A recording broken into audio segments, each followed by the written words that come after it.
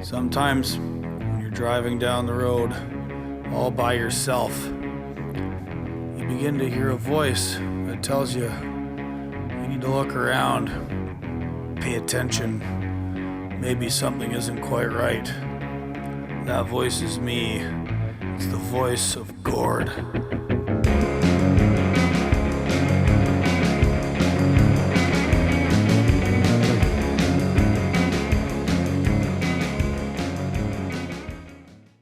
G'day and welcome to another episode of Voice of Gord. Today's guest is Mr. Edward Escobar. Edward's the leader of a group called the Association for Independent Workers, and he's a black cab driver from San Francisco. Him and his group led a very interesting lawsuit against Uber, and he joins the show to tell us all about that and his insights into big tech companies such as Uber, Google, Waymo, and dealings he's had with them in California, and what Edward believes we're going to be facing with the introduction of autonomous vehicles. I was introduced to Edward by a previous guest, Mr. Will Cook from America Without Drivers, and I was very, very pleased to have Edward on. You guys are going to enjoy this. His experiences have been interesting to say the least. You can find Edward's group on Facebook, the Association for Independent Workers, and you can find him on LinkedIn. I'll share links to both those groups in the notes. And yeah, you guys should follow Edward. Very interesting guy. Unique personality. You'll see that come through in spades. All right, let's get on to the show.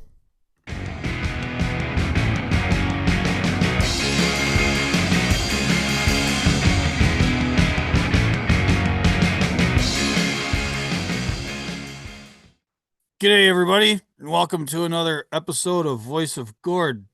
I'm Gord, and this is my voice. The other voice you're about to hear today is an interesting chap I've been connected with out in California. His name is Edward Escobar, and he's the man behind an organization called the Alliance for Independent Workers.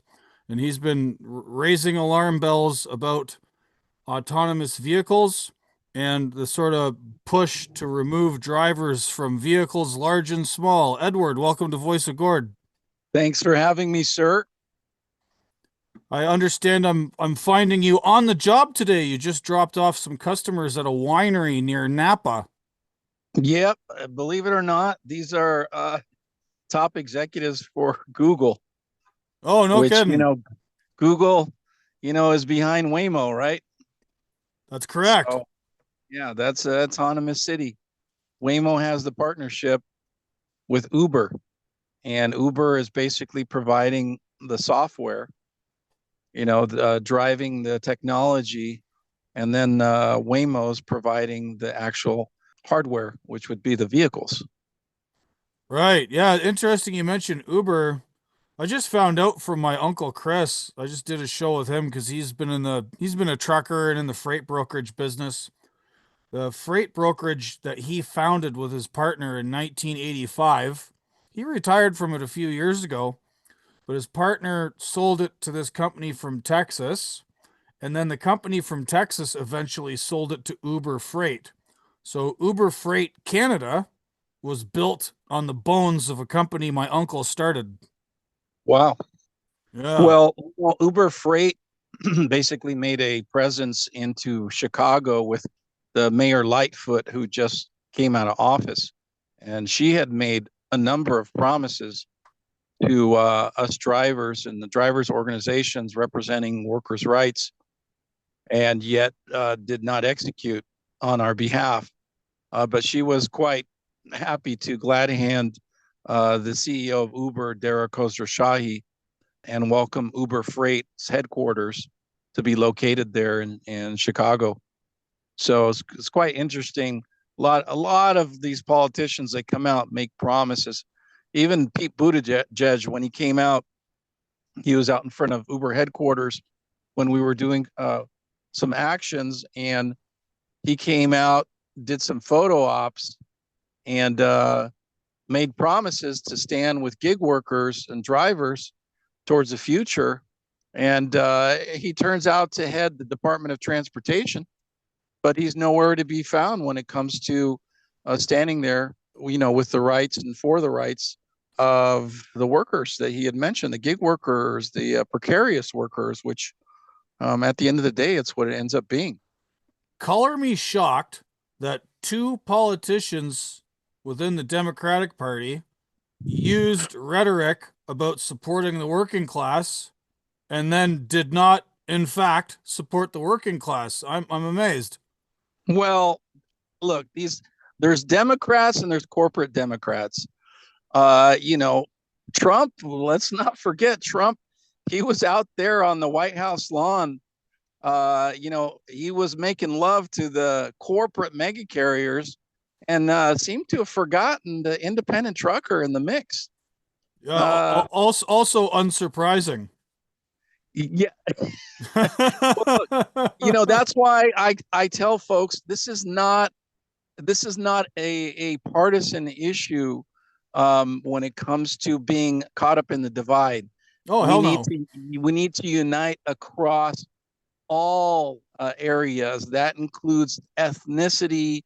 I mean, you have the Sikh truck drivers as well. You have the Russians, you got the Hispanics, you got the blacks, you got them all, and wow, the kind of power that was visible when we helped to create that May Day action back in what was it, 2020? That May Day action at the White House, and Trump was doing an interview with Maria Bartiromo, and she said, she goes, "Oh yeah, President Trump, we hear the trucks with their horns going off. They're here protesting. No, we love them. They love us. We have our guys out there talking to them." He sent Mark Meadows out to talk to the truckers, and he brought them some swag, right? I told the truckers, do not be sold so easily. Don't be bought and paid for so easily with a little bit of swag from the White House. Please do not. Yeah, I have a friend named Paul, Long Haul Paul Marhofer. He's sort of a writer and musician, and he does some work with these guys called Overdrive Magazine, who are now fully online. They don't print anymore. But anyway, he followed the People's Convoy for a segment of it from Indiana down to Hagerstown, Maryland. This was the sort of the convoy that kind of was inspired by the one in Canada, and right. And they didn't have quite as much traction. No, I mean they got some meetings with people, but I don't know that they really accomplished as much as the Freedom Convoy did. But one of the things that brother, they had Ted Cruz come out. I mean, I don't think you want Ted Cruz as your poster child. You're representing Ted Cruz has no respect from his fellow legislators whatsoever. And Ted Cruz, I'm half Cuban, and I'm ashamed that this guy claims to be Cuban. Okay. Well, I mean, I've heard I got mixed signals. I mean, the guy, he Ted Cruz, talk to the Texans. They can't stand that guy. I mean, he's such a marshmallow. He's all over the damn place. He's got no spine. Boehner even said, like, nobody likes the guy. People hate him. He's just not. He's not affable. He's nothing. Not even slightly. The guy is just. Like I said, it's just not there. Being liked and being effective are oftentimes a couple of different things. I'm not going to sit here and defend the guy. I don't know very much about him, but please don't. He given well, so let's place this in context. Going back to your convoy, I'm sorry I interrupted you. You mentioned about the convoy that you were doing, which was not as effective as the Canadians. However, we were more effective with the May Day action. May 1st, it lasted in front of the White House for about 21 days. It was like 3 weeks.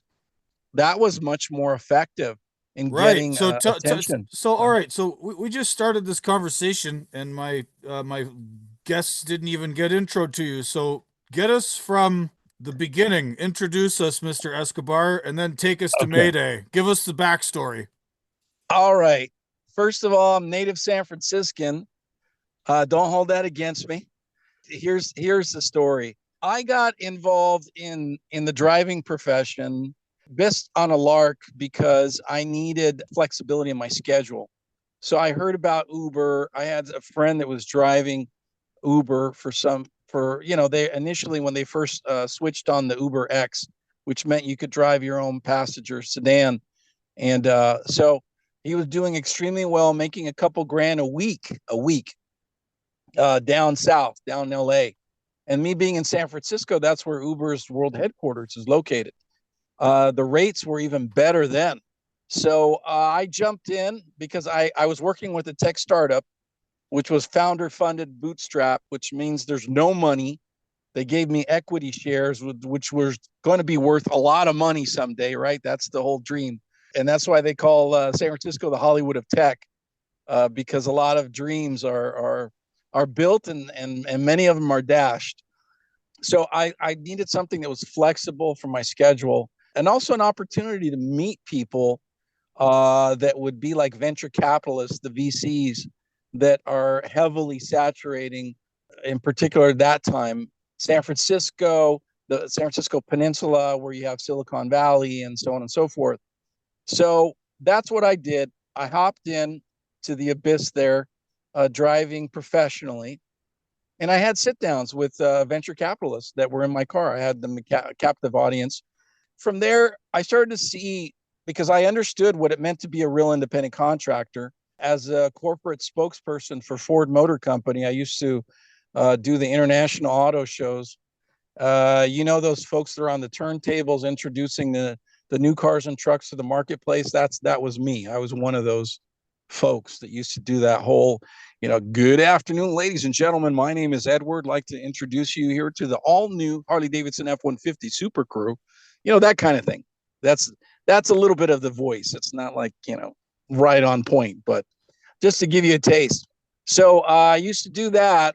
From that, I had tried to organize the talent at the auto shows because I noticed that the talent agencies that were handling the folks, they were basically trying to control them extensively.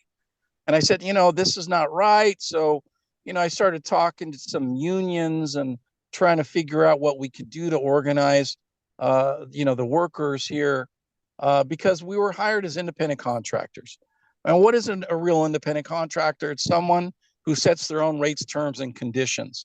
And you cannot be controlled extensively by whomever your general contractor or the person who is trying to employ you. It just can't be. The IRS tax code is very clear. It says they cannot dictate the manner in which you perform your services. You're hired as a trained professional. You already know how to execute as far as results. The parameters are loosely prescribed, and then you fulfill the contract. And that's basically from the IRS tax code. And I mean, the short and simple is a real independent contractor, example, carpenter, electrician, plumber, they set their own rates, terms, and conditions. And that's how it is. You can't have extensive control mechanisms. It's not acceptable. It's not part of the package. That being said, it's organizing the corporate spokespeople or the talent there at the international auto shows. And, they caught wind of it. The automotive manufacturers, their agents caught wind of it, and they blacklisted me from continuing to work with them. So I took a lot of that knowledge and the hard hits that I took from that. That was, you're talking early 2000s. And then I basically took that information and that knowledge and moved it forward. So fast forward to 2014, I'm driving with Uber and I started adding all these other platforms. I had like about, must have been 10 different platforms that I worked with. And I was seeing the same formulaic approach where they were calling, basically the Uber model, where they were calling people independent contractors, but they were treating them worse than part-time minimum wage employees. Those folks actually had more rights than we did as drivers. Yeah, there's a lot of that in the trucking business too, the misclassification lease Of the operator worker. model. Yeah. I mean, basically that's what it is. It's called the misclassification of employment is what it is. Some people say misclassification of worker, and it's the same thing. It's misclassification. Who sets that classification? The Fair Labor Standards Act, the National Labor Relations Act. That's legislation. Those are laws. Those are federal. So you can't just loosey-goosey do whatever the hell you want and say, oh, well, you know what? I think we're going to let's call it this. When in reality, that's a misclassification. It's it's criminal fraud is what it is. You cannot do that. The problem is, or for workers or workers' rights, is the individuals doing it have tons of money in their pockets. You're multi-billion-dollar venture capitalists, and they're also multinationals. So they have no loyalties. They have no allegiance to any country. It's just to the almighty dollar, and that's it. So right. Yeah. My issue with all of it is, I'm a little less worried about the sort of semantics of definitions and, complying with the government. I kind of have a little bit of a libertarian streak in me, but only to a point. The issue is that in these arrangements, they're basically turning people into serfs and indentured servants. And that's what it is. if you're into having a functional, prosperous economy, you can't just have a whole castes of people working themselves to death for pennies, right? Right. And these And misclassifications and these systems of just abusing people, like no one's going to get ahead on that, and sooner or later the bottom tiers of the pyramid are going to fall apart, and then the whole economy comes crashing down with it. And they've been patching it together for years with cheap credit and debt and abusing recent arrivals who seem to maybe pack more into one building and reduce everybody's rent or housing costs. But like all of these models of living, they're not sustainable, and it isn't going to it's work. third world. It's third world, Yeah. Gordon. It's third world. Hell And yeah. so what they're doing is they're bringing that third world approach and basically applying it in the first world and getting away with it. And the folks, look, a lot of these folks, they come to this country, they're hard workers. They're hard workers more so than even a lot of Americans. And so they have good hard work ethic, but they get used and abused. And what do? Is they come in, you mentioned about working for pennies. How about people fighting over those same pennies? And so they're undermining, like a scab, the workforce here that's already established. The Americans, I'll only work for so much. Hey, I'll take that. I'll do it for half of that. And so they keep, it's a race to the bottom is what it is, Gordon. It's a race to the bottom. And that's not, the thing that sets America apart from the rest of the world is we have standards. We have minimum standards that we set, and we have regulations, and we have laws that are on the books that are not being enforced. All you have to do in many cases is enforce the law. And that way it would shut down like the companies like the Ubers and the Lyfts and the other companies, the Uber freights and so on and so forth. The same abuses that they saw that they got away with passenger sedans and transporting people, is they said, hey, let's ratchet it up and do freight, Uber freight. We'll get all these truckers to sign up, and they'll load up all our algorithms and all of our database with all the information that's needed in order to execute, the transport of these loads. And you'll make a hell of a lot more money transporting freight. Your trailers, they can have millions of dollars just in one container, correct? If you're pulling 2 containers, imagine, versus what, transporting human beings. Come on, there's no comparison. And now adding on top of that the fact that the autonomous, you can run it 24/7. So you mentioned Uber and Lyft. Your organization, or was it you yourself that had some kind of legal challenge against them that you were successful with? Yeah, that's correct. We were the first ones to defeat Uber in the courts. There was $100 million settlement, as famous O'Connor versus Uber. And so we were the first ones to file a legal challenge to this $100 million settlement that Uber was trying to push forward. And I got together 4 other Uber drivers, and Vina Dubal was our attorney. She did it basically on principle alone, pro bono. And Judge Edward Chen for the U.S. District Court in San Francisco, he was the presiding judge. And it turns out he was a former law instructor for Vina Dubal.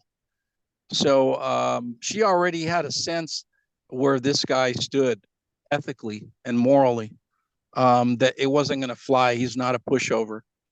And sure enough, because of what we did, the Judge Chen, he rejected the $100 million settlement and said his comment was, 100 million, I'm going to reject this. I think it should be at least minimum $1 billion. In the So settlement between Uber and their contractors, like, give us a yeah, few more exactly. details. Can we have a few I more mean, it's details on the nature of basically, the look, case? the nature of the case was very simple. Uber wanted to continue to misclassify the workers and just pay $100 million. And they were okay with that. Why were they okay with that? Because then they continue to misclassify the workers and make, like, let's say a few billions of dollars off of that. I would pay 100 million to make a few billion, wouldn't you? So basically, the 100 million in their eyes was just cost of doing business, and then they were just going to keep doing what they were doing. Exactly. It was just going to be a slap on the wrist, and then they would just continue and they say, we promise we'll try to do better. If you listen to their messaging, they always talk about, we'll try to do better. There's room for us to improve. We're aware of that, and we're going to try to do better. If you or I were to do something, we'd be in prison. Okay? That's how it Right. works. There's no ifs, ands, or buts, but they get the free pass, they get the green light, because they were basically launching in San Francisco. You had Mayor Ed Lee, who proclaimed a Lyft day before Lyft was even authorized to operate on the streets by the CPUC, the California Public Utilities Commission, who regulates. He already proclaimed the Lyft day, Lyft, Lyft. And it turned, from what I've heard, there was a conflict of interest because Mayor Ed Lee had a family member that was like on the board of Lyft. When are cities supposed to declare civic holidays in the name of corporations? That's I maybe in like a company town, maybe they might have done that with like some steel mill in Pittsburgh way back in the day, but like that seems a little strange these Welcome days. to the Hollywood of tech. Hollywood of tech, where billions of dollars can buy you laws in your favor, that where billions of dollars make you above the law. Okay, so that's where it's at. So Mayor Ed Lee, he proclaimed Lyft Day when they weren't even legal to operate on the streets yet. And like I said, it's rumored that his family members, he had a family member that was on the board of Lyft. Okay, that's a conflict of interest right there. So, going beyond that, Uber and Lyft, they were breaking laws left and right because they would pay the fines and continue to blow out their infrastructure. And at the same time, they were calling out all the legislation and regulations as being antiquated. They said our technology is far advanced. It's for you guys to catch up with us, not vice versa. And they had that scam, and they have many attorneys. They have many attorneys in-house, like 100+ attorneys that would overwhelm any regulators, any other like illegal hit that they would get. They would be able to respond, and what they do is appeal. I think the They term for appeal that that. is called lawfare, correct? Yeah, exactly. they appeal the hell out of it and they just keep it. They go higher and higher. The place like they got stopped was in London. There's some folks over there, Yassine Aslam and James Farrar, two gentlemen who were Uber drivers in London. And when they started out, they reached out, made contact with me, and I put them in touch with folks here in the U.S. They got traction over here because of our organization. They actually ended up defeating Uber after the third round of appeals in London. But their goal was to form a union.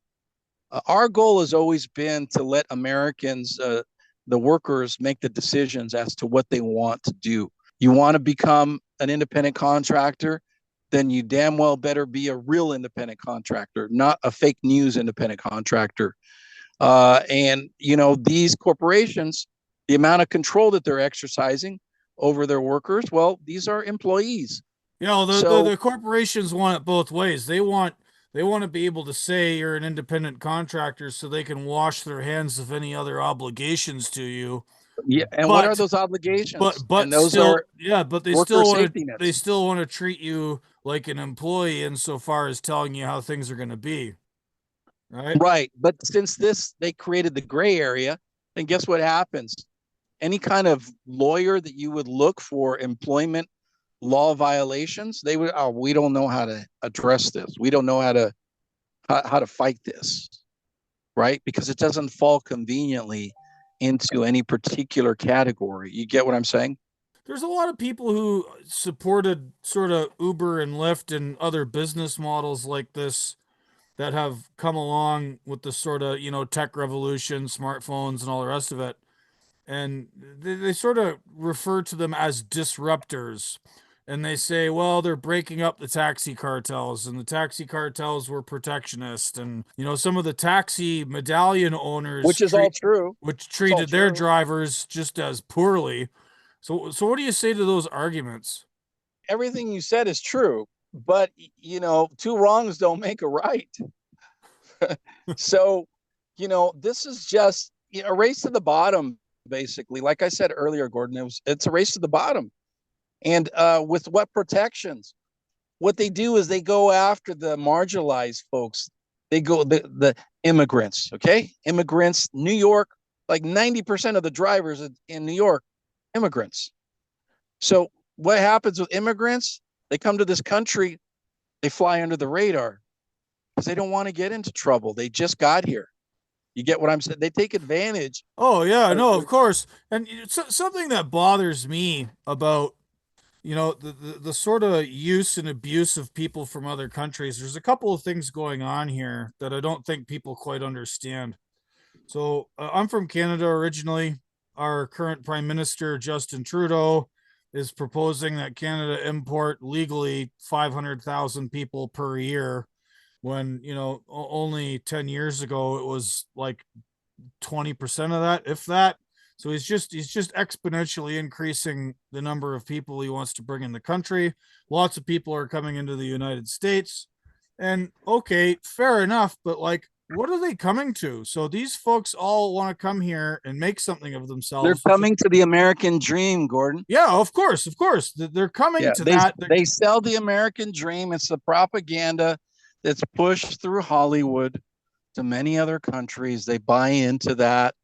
And they feel that America, the land of opportunity, which in many ways, yeah, it is. If you work hard, and add a little bit of luck and keep your nose to the grindstone, and you pick a particular industry, you create a niche or something, you find a need and fill it. Yeah, it can happen. But in most cases, does it? No. Well, no.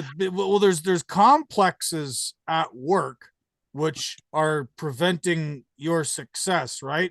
And so what I was getting at with the immigration thing is like, there's only so many jobs, right? And like they keep saying, well, more immigrants begets more jobs and it expands the economy. That's been conclusively proven to be untrue. And what ends up they will do the jobs that other folks won't do, like our produce. And California is a breadbasket of it's more than a third of the produce comes from California as being the breadbasket for the rest of the country. So without them, the prices would be like through the roof.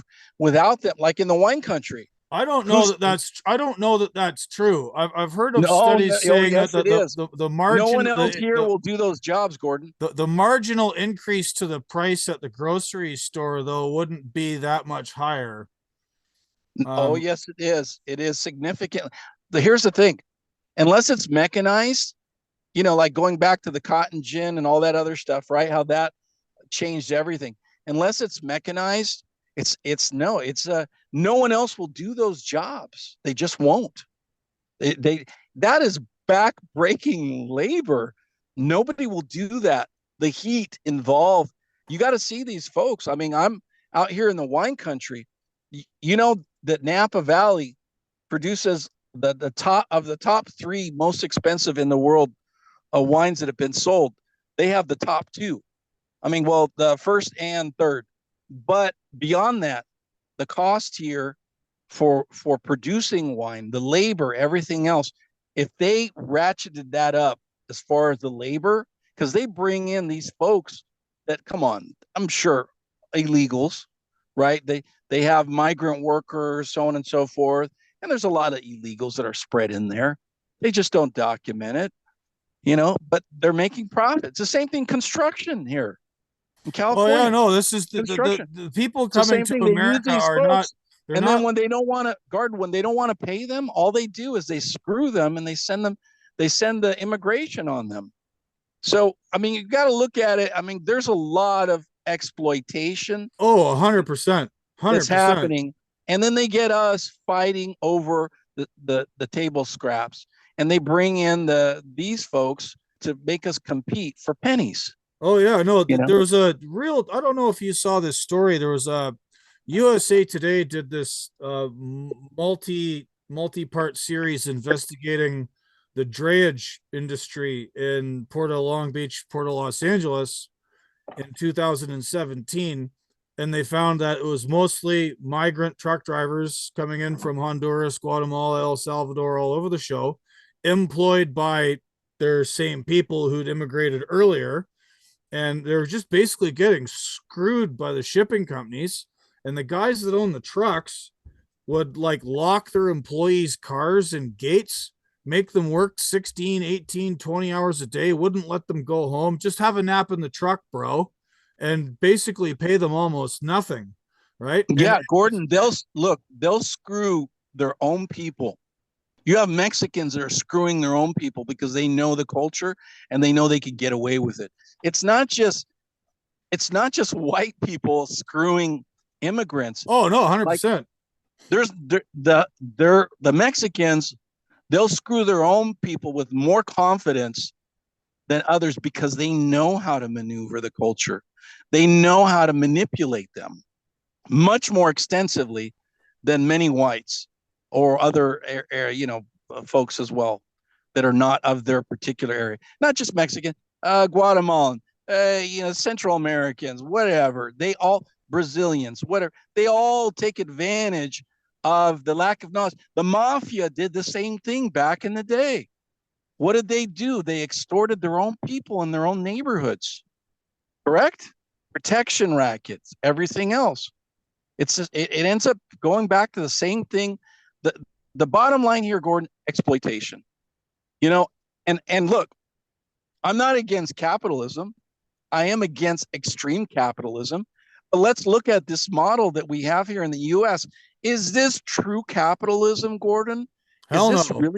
Is this really a free market system? It's not. It's a corporatocracy, kakistocracy. Yeah. Yeah, exactly. Plutocracy. It's terrible. And it's extreme exploitation, extreme capitalism. When there's plenty of money to go around, Gordon, there's plenty of money there.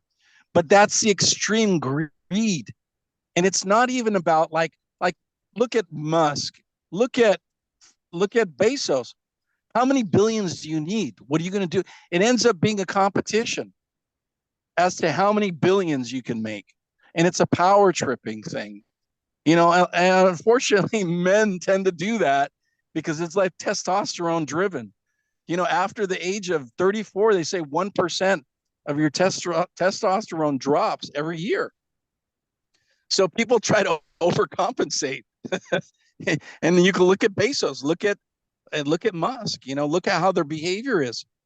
It's not about, look, I need more money because I need to pay my bills or I need to be able to purchase this. No, it's a competition that's on a much higher level. And I think Musk is replacing his testosterone or attempting to maintain it just by having a zillion kids. Fair play to him. That's a better way to do it. Right. And beyond that, you look at these folks have only been able to get to that level of wealth and success is because they've been greenlit by the government. They're in league with the government. Oh, yeah, for sure. Bezos, their whole data software support for the government and the servers and everything. That's why they have been given the blessing from the federal government to continue to just grow and expand. Well, and another thing Bezos has done was quasi partnership with NASA, with Musk. You and I can't be doing rockets like that. We'd be thrown in prison. I wonder if there was more companies doing that. That's an interesting case. But I think the thing that bugs me the most about Bezos is his purchase of the Washington Post. It's not just like being in bed with the government, but it's like attempting to control the information of the populace and the perception through one of the major organs of the cathedral. Like the Washington Post is like one of the big three newspapers and sort of sets the foreign policy agenda for the rest of the country, right? And that guy owns it. The real investigative journalistic approach is gone. Oh, hell yeah. CNN, Fox. The reality is that's corporate-owned mainstream media. These folks that tout that, that's a fake news. They're the ones that are doing the most fake news themselves. All on both sides, they're beholding to corporate America. So don't believe this. People that buy into this stuff, that's the whole divide and conquer approach. It goes back to the Romans. Very successful. So tell me where does your organization fit into all this? So you had this court case against Uber. We defeated them, and we had the interest of organized labor. They're like, wow, look at these folks. Look what they did. Yeah, look what we did without having the huge budget and support administrative that you guys do, without having millions, if not billions of dollars of contributions from hardworking folks across the country that are union members. We didn't have any of that. Goes to show how creative you can be in terms of generating results. You don't need a lot of money. You need creativity. You need passion. You need commitment. That's what you need. And you need folks that are in it to win it, not just in and out. That's the only difficulty I would say that I've come across is volunteerism. You have folks that, well, you're not paying me any money. So, so on and so forth. It's like, well, yeah, because it's volunteerism. You're getting the benefit of helping society to improve. Yeah, I'm not getting paid any money. I stayed true and pure in principle and never accepted any money from the unions, from anybody. Why? So that way in the future, no one could ever say, oh yeah, he sold out or no, sorry, you got the wrong person. There's some value in that. So what are you doing? So your organization, the commitment, the passion, creativity, where are you focusing that right now? What's your next project? I'll tell you that our primary focus is the working class and the middle class of America, because that's the backbone of this country. What does the future of work look like? Well, our discussions, and you're brought in to collab on the interview recently. AI, automation, self-driving technology is the paradigm shift. And that is essential that the narrative be discussed from the key stakeholders, which is us, from the trenches, not determined by legislators. They're clueless. These folks are clueless. They only act like they care. It's only like short term. There's a few in there that are passionate and this, but then they get tainted once they're in there for a while and they become career politicians. They get detached. There's no connection, even from our leadership in our communities. Once they're elected, then it's all about career politicians. And what can we do to not get our hands dirty too much so that we can move ourselves to that next level, the next political position. They're all like trying to be shooting stars in the political arena. And that's not what you're supposed to be there for. Civil service means to serve your communities, serve your fellow. It's like that saying, am I my brother's keeper? Yes, I am. Yes, I am. Are you doing the best you can for your fellow man? Yes, I am. But if everyone did a little bit, people say, oh, I can never do what you do. Oh, yes, you can. A lot of people came at me and say, oh, you'll never. Oh, those Debbie Downers and naysayers. Oh, you'll never achieve. We drove AB 5, California Assembly Bill 5, into existence. Lorena Gonzalez was assemblywoman from Southern California. She was pursuing some other means to try to go at Uber and Lyft to try to shut them down from what they were doing, exploiting the workers. I met with their office and said, hey, you guys are misfocused. Look at misclassification of the worker. You guys are trying to address all these other areas that are symptoms of the core problem. Go to the heart of it. The core problem is misclassification of worker, misclassification. As I recall, there was a lot of pushback against AB 5. Part of it was because it was sort of too big, too broad, too big of a hammer, and caught up a lot of people in it who might not otherwise fit into the project you guys were trying to Here was the problem. Is that unions were trying to use it to convert all the workers into employees so that they could represent them as a union, right? That's where the problem was. They did not want to talk about independent contractors because they don't have strong representation of independent contractors. And they say, oh, an independent contractor can't have a union. Oh, really? Well, I recall, as a member of Screen Actors Guild, I was told you can't do non-union work, right? Union, non-union. Oh, wait a second. It's called a guild. Still a union. Still does the same damn thing. You get what I'm saying? So, what happened was there was a misappropriation on behalf of organized, sometimes I call them disorganized, corporatized labor.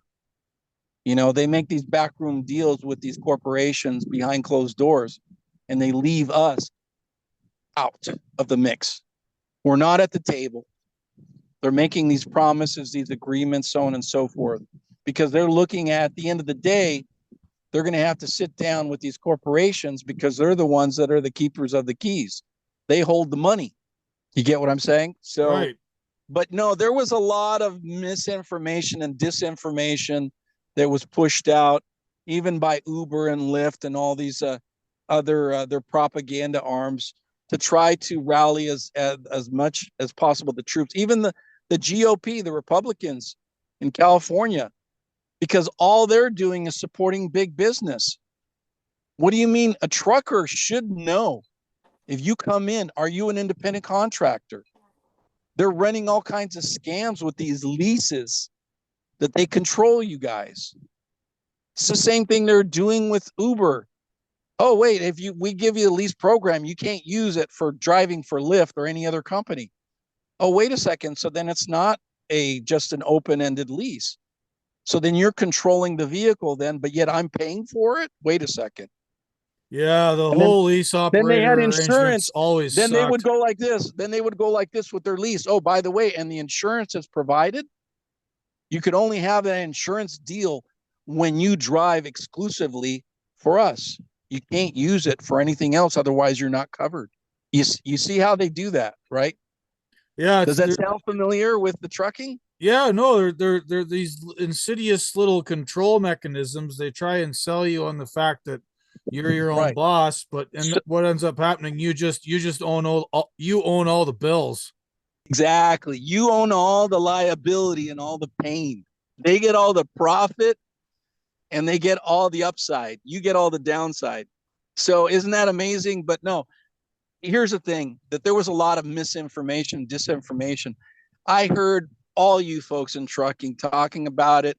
A lot of folks, quite honestly, talking out of their ass, Yeah, and it was I've never said very much about AB5 because A, I'm not in California. B, I'm pretty hostile to the idea of the lease operator model to begin with. So like I read some stuff, maybe I read the wrong stuff, but it came across to me like AB5 was a 10-pound sledgehammer when what you needed was a framing hammer. Maybe I'm perceiving that incorrectly. well, But I yes mean, and no, Gordon. Let me clarify, because you're right in part, but here's the problem. I appealed to the truckers. I said, I have a pipeline with the author of AB5. Please come so that we can have a sit down with Lorena Gonzalez. I got crickets, is what I got. No, them damn Californians, and they're ruining everything for the rest of the country. No. We're talking about, here's the author. There's other groups much smaller than the truckers, got carve outs, they got adjustments. These folks, once again, like I said earlier, these are legislators. They're not truckers, they're not drivers. They don't know the details, the ins and outs. That's where you guys needed to step up to the plate. I appealed to a lot of the truckers. I said, hey, guys, no, all I got was pushback. They didn't want to sit down. Well, if you don't sit down and have a dialogue, then you're done. That's it. All they wanted to do was, oh, it's postponed in the courts. We bought time. Yeah. And then they pissed it away. You get what I'm saying? yes. Because the time clock ran out. And I told them prior, they didn't listen. They didn't listen. They didn't want to act. They just wanted to procrastinate. That's another wonderful thing that Americans love to do, is put it off, put it off. And I get it, because you know what? It's that cognitive dissonance. It's disruptive to how you've done things in the past. But how about if you took this approach and fine-tuned it, and then made it work for you guys as truckers, independent. I'm talking independent truckers, because the corporate ones, that's a whole different story. They've got their safety net, they've got their protections, and everything. Even them, they get screwed because the unions don't do the best that they can do. And I'm not anti-union. Here's the thing. I'm pro-worker first, pro-workers' rights, and then union comes after that. But what we promote is not a bureaucratic union. That's what these other folks in organized labor are. No, I get what you're saying. It's an association. It's a guild of sorts, and you guys are self-organized. I get all that. I had trucking is typically only like 5% unionized, and it's usually the same sector. It's the LTL guys. I've come to learn in my writings and advocacy for the Freedom Convoy in Canada, because all of the unions, public sector, private, Teamsters, steelworkers, everybody toed the government line. Oh, you guys are all fascists. You should take your shots. Like they basically gave up on the idea of worker bodily autonomy. And in my research and finding out what was going on, I've come to discover that like the modern labor union, whether they're private or public sector, their management are all professionals. They all go to university. They all get a certain pedigree. Most unions don't draw from the shop floor anymore. They're a professionalized, bureaucratized, sort of separate case from the people they're supposedly representing. And like they're just kind of useless. And they threw everybody under the bus up north, and especially with like the Wuhan plague shots and all that stuff. But that's another story. You mentioned time and ticking clocks and procrastination. What do you think the timeline is on the coming of automation, and where does that square with what, like in your own life now? Like you're driving sort of like a independent black cab limo service. Like where do you see this happening? Like you're in California, which is on the leading edge of it. I know that's, as you say, Silicon Valley, all the tech companies are there. you're right in the heart of all of this stuff happening. Like, what's your perception on the arrival of this technology and what it's going to do to disrupt your industry and eventually other drivers? Well, that's where drivers have to establish the value proposition and actually own the means of production, which are basically the vehicles. If they're going autonomous electric, then if we pull our resources through a cooperative, then we could also compete with the big boys, and we could draw basically residual income, if you will, from that. But we need to have ownership of the means of production. You get what I'm saying? Right. And that's So when like it comes to transport. a distributed model where like you could own, you could be the sole proprietor of an autonomous truck, but like you're not driving it, you just happen to own it. Well, yeah, but in a co-op, then it makes it more, uh, what would you say, doable, in the sense that, because the cost of new technology, right? Oh yeah, through the roof. Remember electric vehicles when they first came out, you couldn't even buy it because it was so damn expensive that it was just a lease.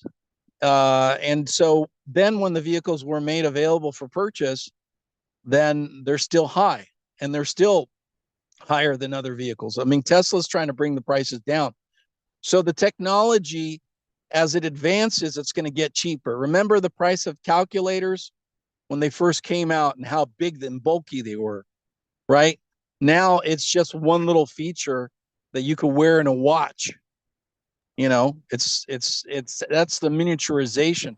On that note, so just on this very particular note about the price coming down, something related to that, I listened to this podcast the other day. There's this woman, her name's Kara Swisher. I guess she's some big cheese, big name podcast, got like 1.5 million followers on Twitter.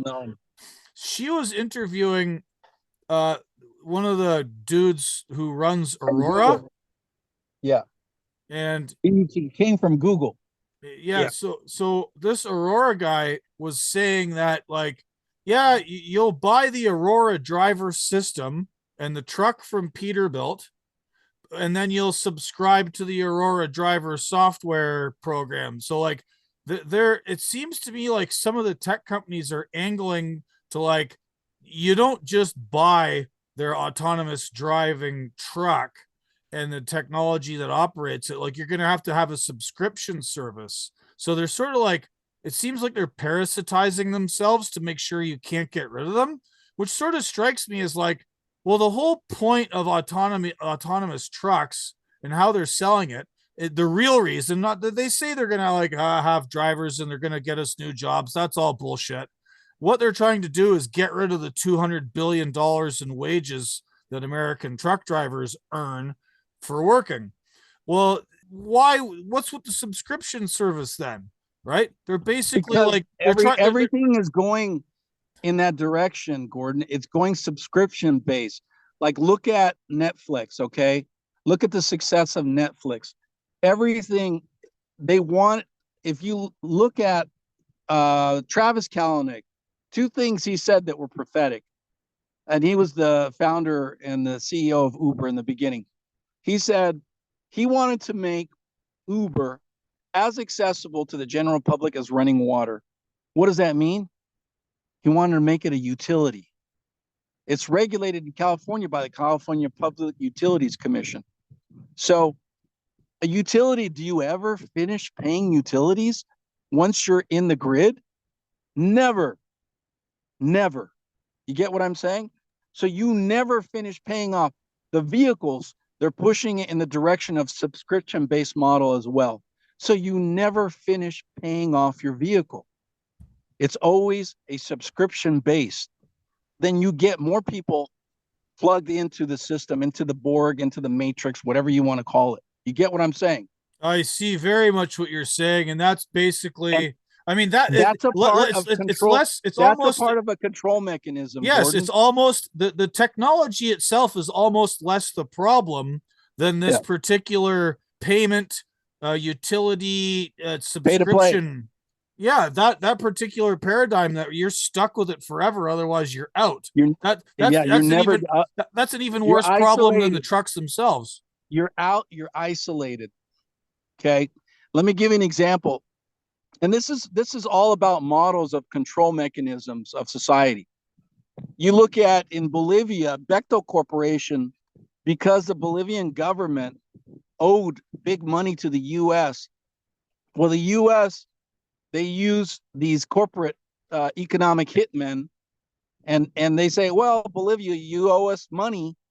So what do you have in terms of natural resources, and what kind of favors you're going to do for our corporate buddies at Bechtel Corporation? Well, we're going to then privatize water, and Bechtel's going to go down there. Why? Why water? Well, because the people, they can like cook with wood, right? They could be entirely off the grid. They don't need oil or gas. They don't have vehicles because they're out in the sticks. You get what I'm saying? They're off the grid. But if you privatize water, you know what they did is they made it illegal for you to even collect water on the rooftop of your little shanty that you had. That was a crime to collect water. Yeah, I remember hearing about that. And you're starting to see crap like that here too, where And you know what happened? municipalities don't let you collect That your we own know what water. happened. The people rose up. Those people that have no other thing other than a sense of community rallied their forces together and kicked Bechtel out. They said, no way, not going to happen. That's true power in unity. So anyhow, I said earlier, bureaucratic union, solidarity union. That's what we are. Okay, solidarity does not have the limitations and the confinements in their infrastructure. Solidarity means we all move together. It doesn't mean I'm trying to control you, you're not trying to control me. We all grow and benefit together, united in solidarity. There are no tight parameters, there's no restrictions. So that's the model that we pursue, is solidarity unionism. And it's very empowering and it's amazing. It's the greatest thing ever. Right. So so you said you want to do a co-op to be in order to have independent No, I owner. said that is an option. That is a solution. Because look, many people complain, but they bring no solutions to the table. In order to make progress in society, is we're not children, you know. You know, when you know, a child, if he soils his diaper, he doesn't clean it himself. He expects someone else to clean it. No, we are adults, and in maturing as adults, if we have a problem, we need to bring a solution to the table as well. It's not revolutionary, but it's really simple in concept. But many people are not employing that or applying it properly. It's doable. But when you bring people together, instead of being divided by partisan divide, by ethnic divide, by other issues of divisive tools of this person's gay and that person's that, at the end of the day, who cares? Don't get caught up in the nonsense that's so divisive. You know, like I said, judge not lest you be judged. As long as, I mean, I've been alive, I haven't seen God's died. So then, you know, God, as far as I'm concerned, is the only judge. So live and let live. Focus on you. Be the best you, the best version of you that you can be. And if everyone just does just a little bit, man, this world could be so much better. So you propose this co-op model, and I'm just trying to dial it back to the coming wave of autonomous vehicles, these subscription services. What do you think the unity and the sort of solidarity union you're trying to build here? What's your aim to deal with this technological sort of revolution we're facing? I would say that because it takes financial resources in order to be able to acquire these tools of production, means of production here, we have to pool our resources. And the only thing that I can see that is going to be the most effective tool is co-ops. And that way we can compete with the big boys. What's going to happen, Gordon? Have you stopped to think what's going to happen with these insurance companies when they don't need to insure truckers anymore? These insurance companies have been the ones that have been behind what? Funding casinos, remember? The mafia. They have so much money because they make money off of securities, of perceived securities towards a future that, you have to lose to win. So they're sitting on a pile of money. What's going to happen with these insurance companies? They're going to go in that direction. They're going to own the means of production. They're going to be in bed with these other companies. Yeah, my worry with the insurance companies and the sort of regulatory framework around, and they're very powerful, Gordon. Oh yeah, oh no, 100%. They are extremely powerful. My concern, I guess, so I reviewed this book here recently by a woman named Karen Levy. She's a sociologist at Cornell. She wrote this book called Data Driven Truckers, Technology, and the New Workplace Surveillance. And she has this chapter in her book called The Slope, which is sort of the interregnum between now and when autonomous vehicles, and all those related technologies are sort of SOP.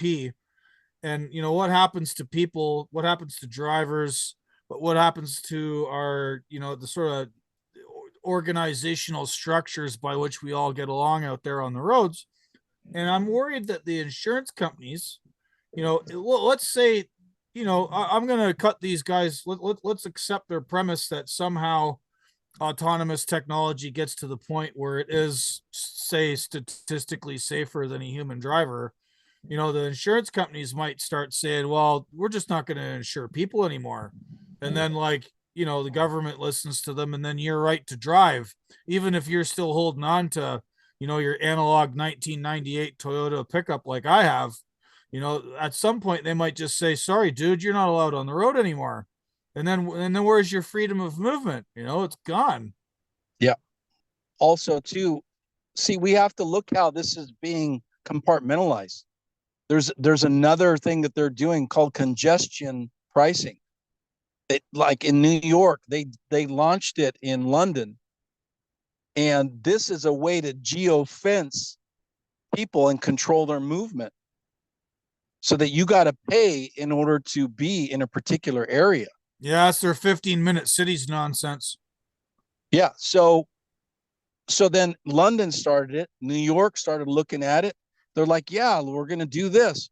So then you're geofencing economically folks that don't have the economic resources to be able to venture into certain areas. So you're geo-restricting economically individuals. And that's part of population control in the sense that movement of populations. So this is a part of that whole aspect of it's another control mechanism. You have the carbon tax, right? You have the basic tax that everyone has to pay for medical insurance. Everyone has to contribute. So that means that everyone has to be documented. So you're a baby, you're born. Guess what? Now you're in the grid. You're part of the matrix.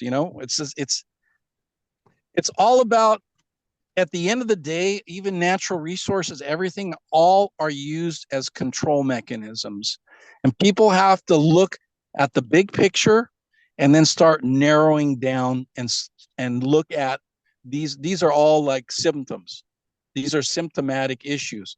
What's the big core issues? Where is everything headed?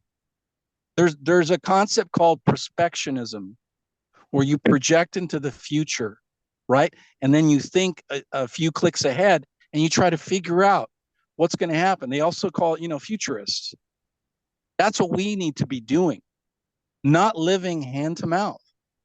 That's what people do now. They're like, you know what? I'm not going to worry about it. What's the famous saying? If it ain't broke, don't fix it. Why do you want to be a boat rocker? Why do you want to be a shit disturber? Well, we can see that they're laying the groundwork to break a lot of things, and in the process, as you say, via technology that's supposedly safer and more convenient and environmentally friendly, and all of those things could be true, but the underlying What's mechanisms the of cost? control, What's the cost? the At what cost to cost? your freedom, the cost to your sovereign Right. ability as a person to make your own choices Exactly. and go your own way. Exactly. How do they sell it to you? Comfort and convenience, safety, so on and so forth. It's going to save you money. Walmart, the Walmartization, right? Yeah, it's going to save you money. Oh, well, Walmart just drove out how many little mom and pops, local stores. And then once they monopolize the whole area, then they raise the prices and you have no other options. Well, you know what the hilarious part about that is I remember that when I was a kid growing up, those concerns about Walmart's moving into places because they hadn't achieved that sort of dominance yet. Like in the mid 90s, they weren't as big as they are today.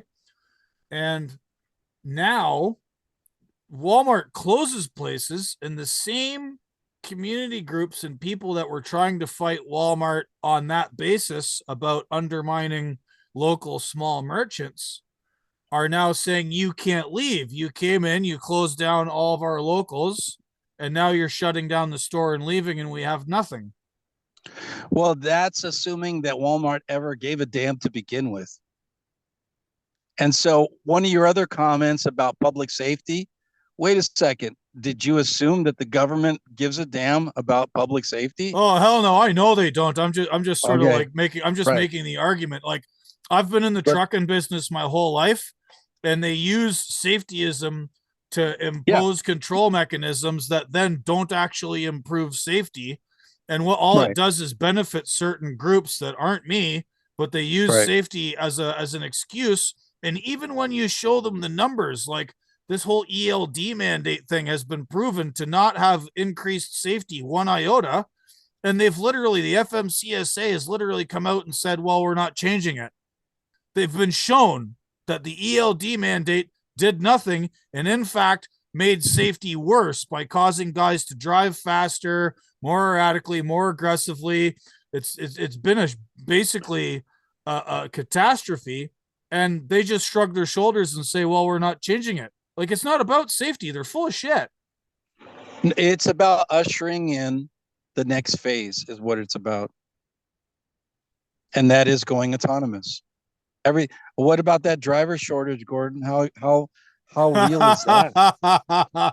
That's a whole nother It's fiction. show. You know, that's But a it's whole great. nother It's show. great fiction, right? You could sell a few novels off of that great fiction called the driver shortage. Yeah. And what did they use to usher in? Also, COVID, pandemic. You don't need a human being now. You don't need human interaction. Passenger transport. Wow. Guess what? People before, you told them, oh, would you get into a self-driving vehicle? Hell no. I don't trust those damn things. No way. I'll take my life. No way. How about if a person driving a vehicle has COVID and you end up dying from COVID? Oh, okay. So what's the other option? Okay, I'll take the autonomous. You see? That's a very, very interesting observation, sir.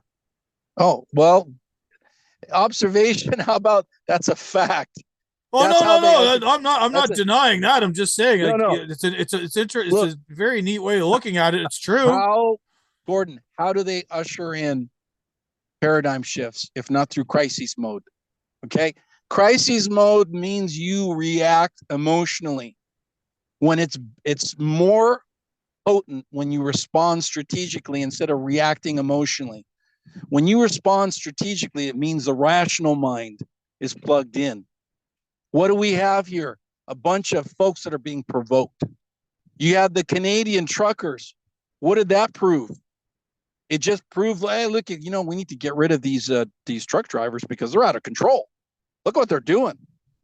Look at even the Freedom Convoy. These guys here, I told them, I said, it's all about messaging, gentlemen. Get your messaging down. Oh, Freedom Convoy. Okay, freedom from what? Towards what? You have to be clear on your messaging. Otherwise, you're going to lose your base of support, because people love truckers. They loved Convoy, the movie, Smokey and the Bandit, yada, yada. They loved all that stuff. They love truckers and everything. But then when you start alienating your base and being a disruptor and then talking freedom, and it sounds like it's just partisan driven, then you lose your base. You lose your potential base of support, which is all of America. Yeah, that's what I was saying earlier at the beginning of the conversation. I mentioned my friend Paul had joined the tail end of the People's Convoy, the sort of American version of the Freedom Convoy. And he was a little bit like, okay, cool. So everyone's showing up with, or not everyone, but a certain portion of the supporters of that were showing up with the sort of F Biden flags, and they're all very, very much on Team Trump. And it's like, well, these issues transcend the parties, and you're going to be written off by not focusing on a certain message and having these guys around. And he sort of took a somewhat dim view of it, much like you are. Well, it's not. Look, I try to step out of myself and not make it personal. It's not about me. I try to look at it from a higher elevation and look at the big picture and see, where is this potentially being driven towards? And do we want to be on that vehicle that's headed towards a cliff, to take that dive, So no. And same thing that your person said to these folks.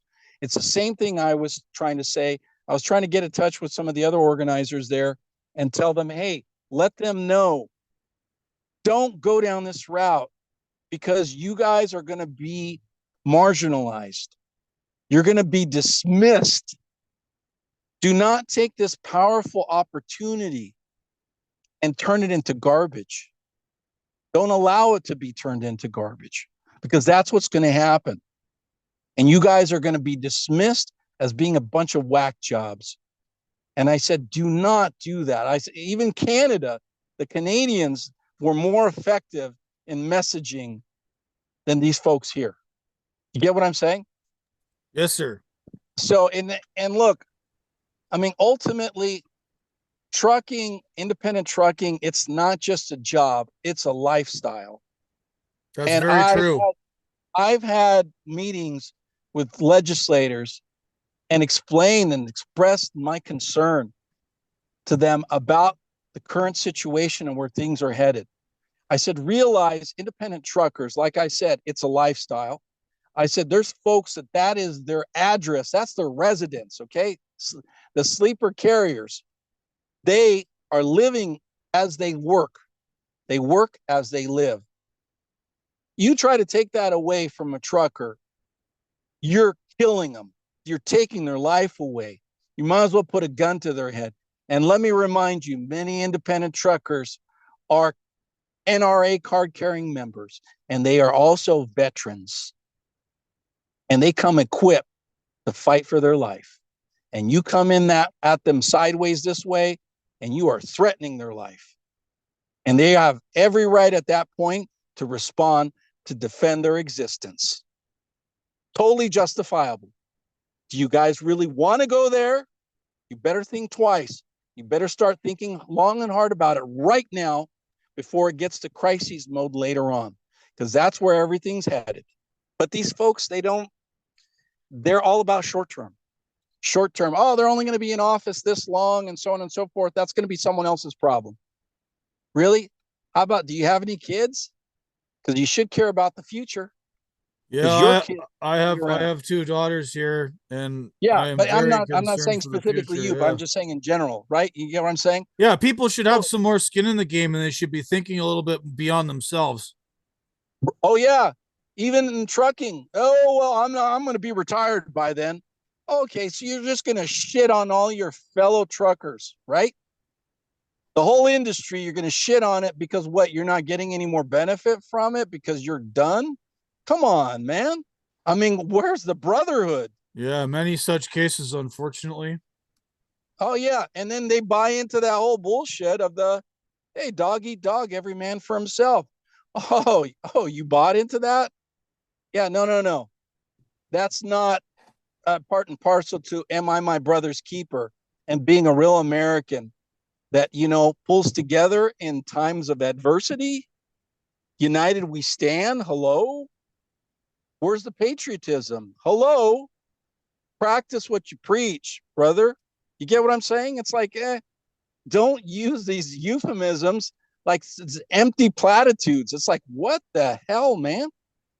Say what you mean what you say. Otherwise, who the hell are you? You get what I'm saying?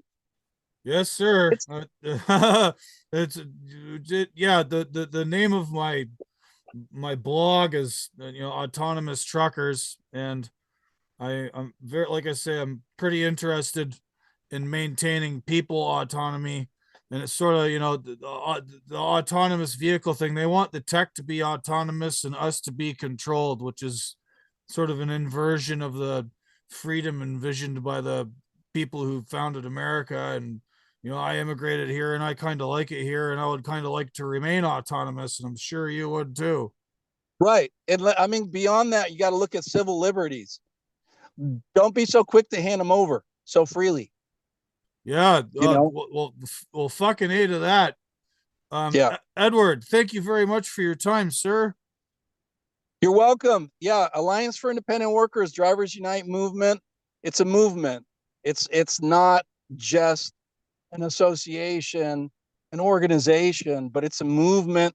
And our goal is to move the movement, to move that ball further down the field, and basically to have some hope for a brighter tomorrow, that we, the workers, determine that there is going to be a future of work for workers.